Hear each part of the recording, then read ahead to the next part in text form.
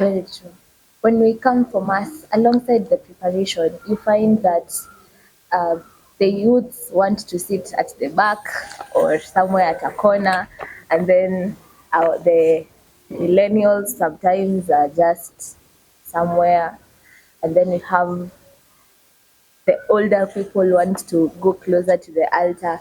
Then you find that when you come early, the people are so scattered, and you mentioned about it. So we love to know, why do you keep insisting that we go closer to the altar when we sit during Mass?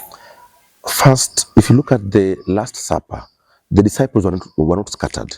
They were sitting around the table. And I believe there is something called communion.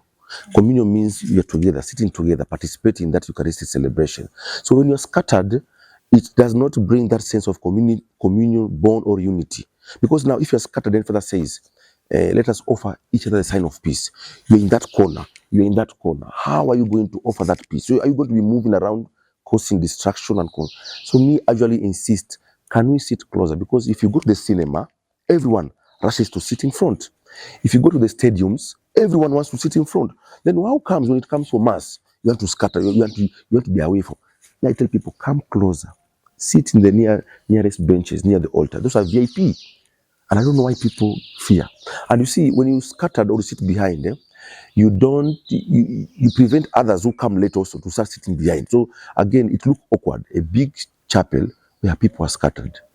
When there's no Mass and you're scattered, that's okay. But when there's Mass, why don't we come together? Practical example, in a parish where there's no generator, power goes. Let me to shout. I won't. I'll speak those who are near, because if you're seated behind there, you're going to create a lot of chaos. So now we can't hear you. But you're seated behind. Practical example, look at your church. And I think one day I was having Mass at Bakita.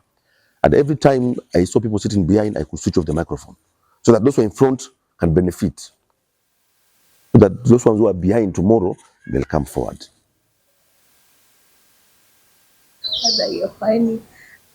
Um, I think you really put it so well. We need just the whole aspect of Jesus and the disciples sitting on a round table. Yes. That is so true.